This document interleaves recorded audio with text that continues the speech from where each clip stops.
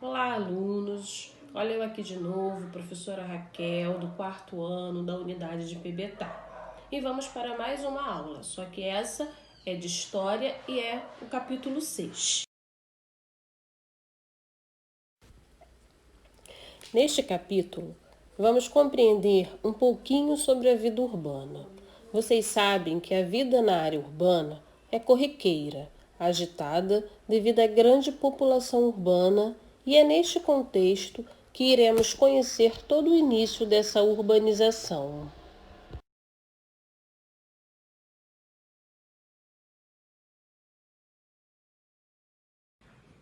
Então, no capítulo 6, iremos aprender como surgiu o comércio e os comerciantes, caracterizar e a integração de diferentes povos pelo comércio e também conhecer outras atividades urbanas diferentes do artesanato e do comércio. Então, vamos falar um pouquinho sobre a origem do comércio. Estudamos que durante a Idade dos Metais ocorreu também a Revolução Urbana, a aquisição da metalúrgica e as obras hidráulicas levaram à melhoria da produtividade da terra, o que fez aumentar a produção de alimentos. Com maior disponibilidade de alimentos, os seres humanos viveram por mais tempo. Isso ocasionou um aumento demográfico. Contudo, tal fato exigia um contínuo aumento do acesso a mais alimentos. Munidos de armas metálicas, alguns grupos humanos tomaram as melhores terras para si e começaram até mesmo a produzir excedentes, ou seja, eles conseguiam se alimentar e gerar sobras.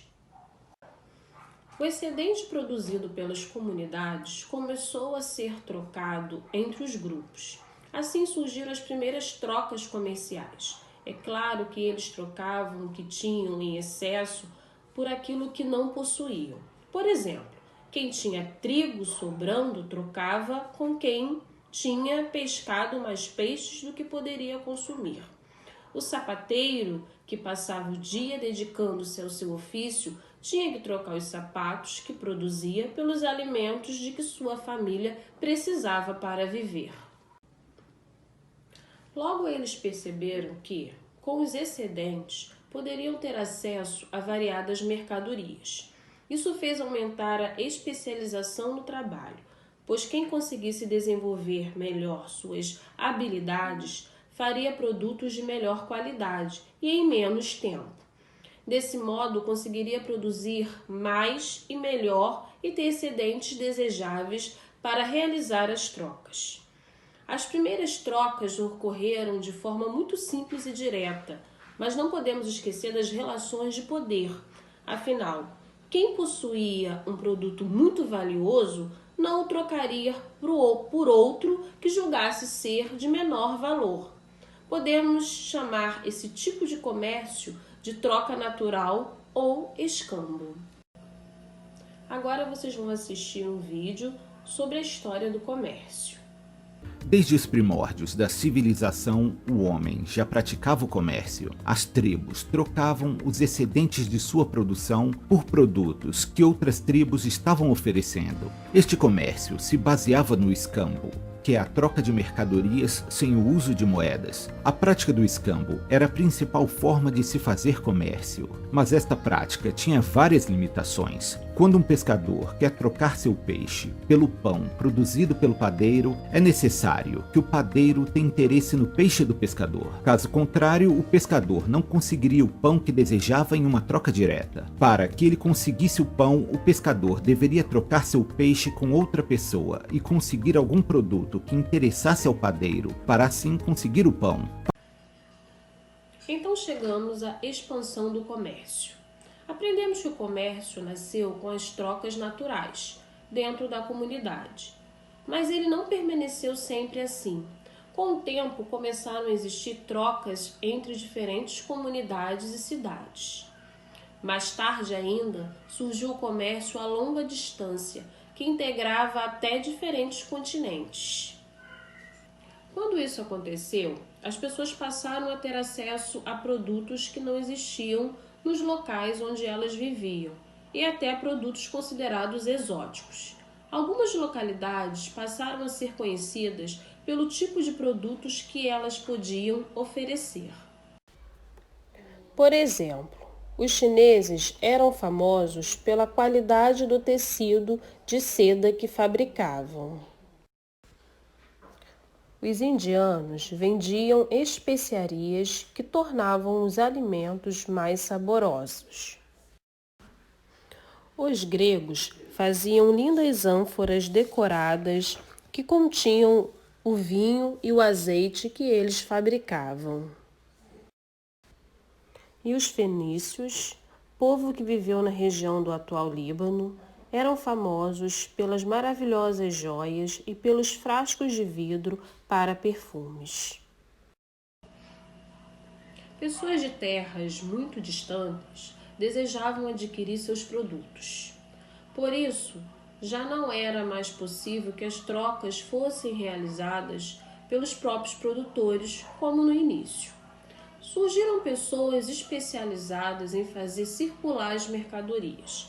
Eram os comerciantes, mas uma modalidade de trabalhadores especializados, além dos camponeses e artesãos, que viviam nas cidades. Tais comerciantes viajavam longas distâncias e muitas vezes reuniam-se em mercados, como feiras livres, no centro de grandes cidades, para também trocar mercadorias entre si e ter maior variedade para oferecer aos seus compradores. Assim, esse novo grupo social que viajava por mares, rios e terras agilizava as trocas. Isso reunia mercadorias diversas e facilitava o acesso das pessoas a elas. A expansão da atividade comercial não permitia mais que as trocas fossem realizadas por meio do escambo, ou seja, mercadoria por mercadoria. E por que não? Ora, porque muitas vezes ficava difícil, se não impossível, estabelecer uma equivalência de valores entre produtos tão diferentes. Quantas galinhas valem uma manta de lã? Imagine esse problema multiplicado infinitas vezes, com infinitas mercadorias no dia a dia de um comerciante. As trocas comerciais foram se tornando muito complexas, sem mencionar o fato de que as necessidades das pessoas são muito diferentes. Além disso, era necessário estimar o valor de cada produto para a troca ser eficiente. Foi nesse contexto que surgiu a ideia de moeda, ou seja, uma referência para estabelecer o valor de cada produto a ser comercializado. Observe que isso só funciona se todos os envolvidos na troca aceitarem essa referência. Povos diferentes inventaram moedas diferentes, de acordo com elementos disponíveis em sua localidade e também do valor que a comunidade atribuía a tais elementos. Por exemplo, era muito comum entre os povos africanos que algumas espécies de conchas do mar fossem utilizadas como moeda. Entre o povo maia e asteca, eles usavam as sementes de cacau. O sal foi utilizado como forma de pagamento pelo trabalho entre os romanos. Daí a origem da palavra salário, ou seja, pagamento pelo sal. Como tais moedas funcionavam? Eu tenho batatas para vender e quero comprar milho. Se concordarmos que tudo pode ser trocado por conchas do mar, fica mais fácil. Eu vendo minhas batatas e recebo conchas com as quais poderei comprar milho. As moedas metálicas com valores determinados pela pureza e pela massa do metal utilizado surgiram por volta do século VIII a.C. Entre os lídios, um povo que vivia na região da atual Turquia. Os lídios utilizavam uma mistura de ouro e prata para fabricar as moedas, e tudo podia ser trocado por elas. A ideia era tão prática que se espalhou por várias partes do mundo. Então agora a gente vai assistir um vídeo onde explica a invenção da moeda. As primeiras protomoedas surgiram para facilitar as trocas comerciais. O conceito da moeda surgiu em diferentes lugares do mundo sem contato entre si. E nem sempre a moeda dos povos da antiguidade se assemelha com a ideia que temos hoje em dia quando pensamos em moedas. O sal era uma moeda corrente na antiguidade, pois ele era essencial para a conservação de alimentos como peixes e carnes, pois após salgados esses alimentos tinham sua vida útil prolongada. Devido à sua grande utilidade, o sal passou a ser considerado uma moeda de troca. Durante o Império Romano, os soldados das legiões eram pagos com sal. Esta prática deu origem ao termo salário. Já os metais sempre foram considerados materiais muito valorizados, e por isso lingotes de cobre, prata e ouro passaram a ser usados para fazer comércio por conta de sua fácil troca por produtos. Com o passar do tempo, surgiram as primeiras moedas nos moldes que conhecemos. Devido à sua praticidade, o uso de moedas de metal passou a se disseminar pelo mundo. Os gregos se destacaram por serem os detentores do conhecimento do processo de cunhagem de moedas,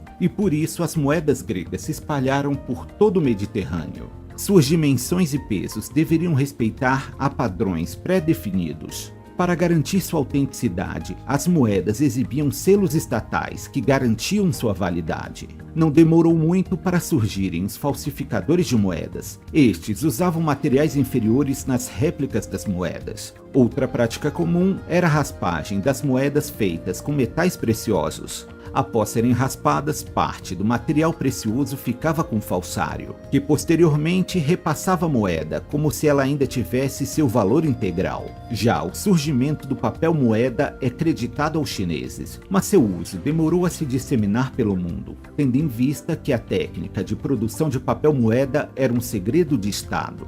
O advento da moeda possibilitou o maior desenvolvimento do comércio e a criação de reservas de valor, que gerariam riquezas que tornariam possíveis novos avanços para os próximos estágios do processo de civilização.